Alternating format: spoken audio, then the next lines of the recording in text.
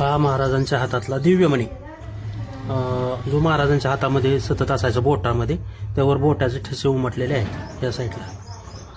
आणि ह्या दत्त महाराजांच्या पादुका, हा दत्त महाराजांचा शंख, हे कानातले 2 रुद्राक्ष, यावर ओम, त्रिशूळ, सर्प असे चिन्ह आहेत शुभ. म्हणजे महाराजांच्या कानात. हा महाराजांच्या स्वामींच्या. हा दत्त महाराजांचा शंख आहे. हे गळ्यातील महाराजांच्या माळ, हा रुद्राक्ष इथल्या गळ्यातील. हे शिवलिंग महाराजांच्या नित्यपूजनामध्ये वापरामध्ये शिवलिंग होते. महाराज ज्यावेळेस दुसऱ्या गावामध्ये जायचे त्यावेळेस ते त्यांच्या स्वतः सोबत असायचे. हे रिद्धी-सिद्धीच्या कवड्या, हे नाणी, हे अन्नपूर्णा शंख, अशा हे सगळ्या दिव्य वस्तू आहेत. कारण ह्या महाराजांनाच, महाराज अवतारी पुरुष होते, दत्त अवतारी असल्यामुळे त्या ब्रह्मा विष्णू महेश्वरच्या पादुका असो किंवा दत्त महाराजांचा शंख असो, ते असे दाखवत की मी दत्त अवतारी आहे म्हणून. या सर्व महाराजांना सिद्धीने प्राप्त झालेल्या वस्तू आहेत.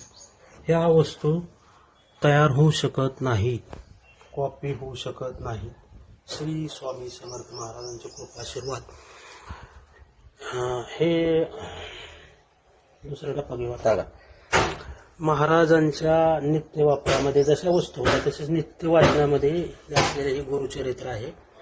हे त्या महाराजांच्या काळातील समकालीन आहे. हा मणी ह्या डबीमध्ये होता, ही माळ ह्या डबीमध्ये होते. कस्तुरी आहे. महाराजांची समाधी झाल्यानंतर जी कस्तुरी आहे, ते अजून पण त्या कस्तुरीला त्या काळात वास येतो. 150 वर्ष होऊन गेले तरी.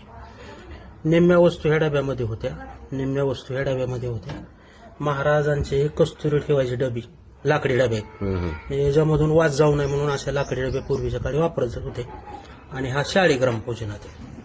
स्वामी जे आहेत ते चंचल भारती, हे आपल्या वाडापुरी जे आहेत ते आपल्यातले असे ते सांगायचे. पण ह्या गोष्टीला कुठलाही कागदपत्र पुरावा नसल्यामुळे किंवा दुजारा नसल्यामुळं त्याकडे काय कोणी लक्ष दिलं नाही. पण महाराजांच्या कृपा आशीर्वादाने ज्यावेळेस मी काय गोष्टी शोधायचा प्रयत्न केला घरामध्ये, त्यावेळेस जी काय आमच्याकडे काय जुन्या पेट्या वगैरे आहेत त्यामध्ये महाराजांची काय हस्तलिखित पत्रे, ही पत्रे मोडी लिपीत असल्यामुळे कोणाला काही समजली नाही. ज्यावेळेस ही पत्र मी मराठीमध्ये केली, त्याचे ट्रान्सलेशन, त्यावेळेस त्याबद्दल सक्षम पुरावा आम्हाला सापडला. पत्रांवर पोस्टाचे त्या काळचे सही शिक्के सुद्धा उपलब्ध